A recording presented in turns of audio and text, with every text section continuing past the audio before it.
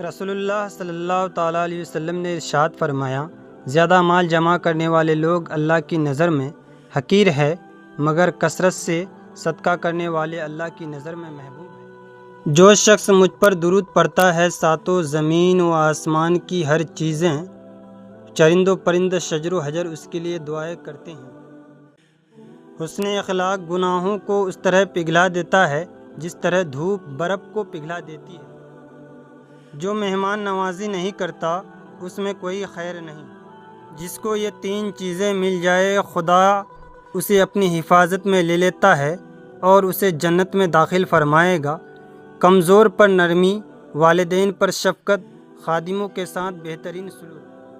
لوگوں میں سے اللہ کو سب سے زیادہ ناپسندیدہ سخت جھگڑالو قسم کے لوگ ہیں۔ تو خود کو پاک مت کہو، تم میں سے نیک آدمیوں کو اللہ جانتا ہے۔ قرآن پڑھا کرو، کیونکہ قیامت کے دن یہ اپنے پڑھنے والوں کے حق میں سفارشی بن کر آئے گا۔ کسی کو معاف کر دینے سے اللہ عزت میں اضافہ فرماتا ہے۔ بندے کو اللہ کے ذکر سے بڑھ کر عذاب سے بچانے والی کوئی چیز نہیں ہے۔ جو شخص لوگوں پر مہربانی نہیں کرتا، اللہ تعالیٰ اس انسان پر مہربانی نہیں کرے گا۔ آدمی کی گھٹیا ہونے کے لیے یہی کافی ہے کہ وہ اپنے مسلمان بھائی کو حقیر و کمتر سمجھے۔